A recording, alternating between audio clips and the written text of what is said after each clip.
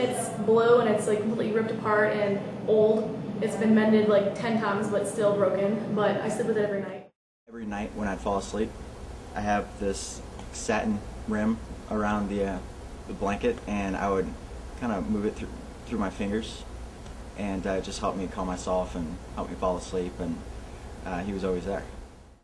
She's my best friend. I used to go to my grandparents' house every Saturday night because it was my parents' date night. I love my grandparents, but their house was big and scary. And bringing my blanket with me made their house less scary. For one thing, it's something you always want with you, so it gives you a sense of responsibility because you're always going to know where it's at. You know, you're not going to want to lose it, so it's kind of that added responsibility as a really young child, where you don't have maybe a dog, but you have your blanket, and you don't want to lose it.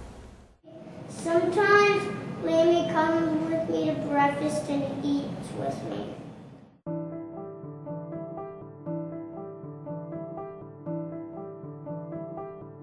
We give them and we wrap them around the kids, and we talk to the moms sometimes, and it's a true bonding experience of just trying to show these people that there is still hope in the world. And there's absolutely terrible stories out there, and every shelter you go to, there's going to be just 100 more stories that really will just break your heart. But it's a small kindness, and never underestimate what that can do to somebody.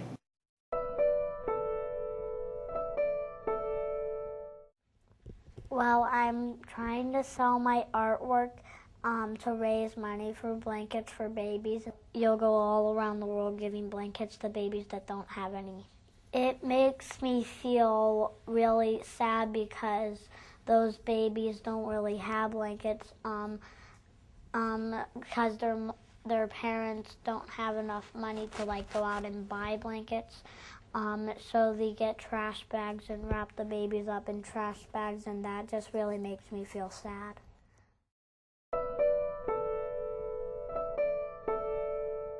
All the children were found in the dumpsters.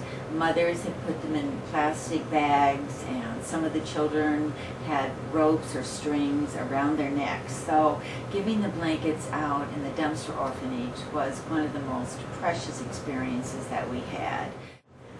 I gave her the blanket. She was in a little tiny crib in a separate room, and I gave her the blanket, and I started singing "Jesus Loves Me" to her.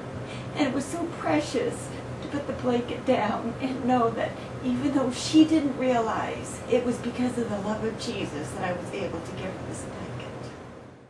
You guys were so great. You were down on the ground playing with the kids. It was so awesome. It's a big blessing for us to have you come and do the things that you guys did for us, and just sit and talk with us and no judgment at all. I've had moms call and say, when those blankets come back, I've got 3 moms who already said on the waiting list, I want to get one, my daughter didn't get one, and I think it's for all ages. I mean, the blanket was a symbol of actually people out there caring about people here and the children that are here and the environment that they came from. You go through food, you go through furniture, you go through this kind of thing, but it's something that they will take from Homeward Bound as this is what I got when I was in recovery, this is what my baby had, and this is what, now she's 8 years old and she still has a blanket and she's still sleeping with it. People want to give, and yet we don't always know what is needed. However, blankets around the world for babies are always needed and always very appreciated.